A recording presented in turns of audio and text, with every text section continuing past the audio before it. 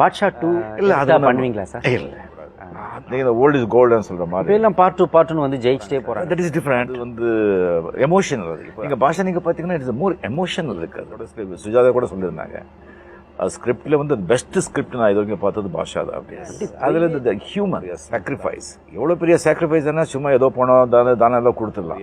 எமோஷன்ஸை வந்து பிடிச்சி உள்ளே வச்சுட்டு மற்றவங்களுக்காக வந்து இது பண்ணும்போது தான் அது பெரிய சாக்ரிஃபைஸ். சரி சார், ஒரு மேக்கப் கூட இல்லாம ரொம்ப சூப்பர் பெர்ஃபார்மன்ஸ் வெளியே எடுத்து வர வச்சாரு.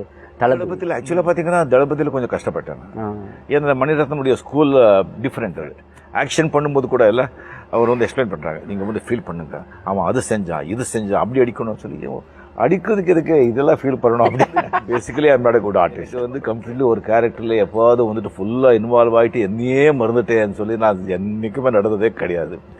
ஆக்ட் பண்ணுறேன், பணத்துக்காக பண்ணுறேன், அந்த கேரக்டருக்காக பண்ணுறேன், அந்த இன்வால்மெண்ட் அந்த கலைகளை அதெல்லாம் சாரி அதெல்லாம் எனக்கு வந்து வெளிப்படையாக நீங்கள் சொன்னால் கூட தளபதியில் ஒரு மிகச்சிறந்த ஆக்டிங் அது கொண்டு வந்தாங்க மணி சார். நீங்கள் கண் கலங்கி ஸ்ரீவித்யா அம்மா பார்க்கும்போதெல்லாம் அந்த மியூசிக் எல்லாம் அப்படி கண்ணு குழம்பு. அது 7 days திஸ் திங் பார்த்தேன். சொன்னேன் சார் நீங்க ஜஸ்ட் எனாக்ட் மீ, நீங்க ஆக்ட் பண்ணி காட்டுங்க, அது அப்படியே நான் செஞ்சிடறேன். நீங்க கஷ்டப்பட்டிருப்பீங்களோ அது உங்களுக்கு தான் சார். அவுட்கம் ப்ராடக்ட் மட்டும் தான் பாக்குறோம். பார்த்துட்டு ரஜினி சூப்பரா பண்ணான், பட் அதுக்கு நீங்க கொடுத்த விலை ரொம்ப ஜாஸ்தி. உங்க ஸ்டைலையே மாத்திக்கிட்டு வேற பண்றதுங்கிறது சிஸ்டத்தையே மாத்திர மாதிரி. எக்ஸாக்ட்லி.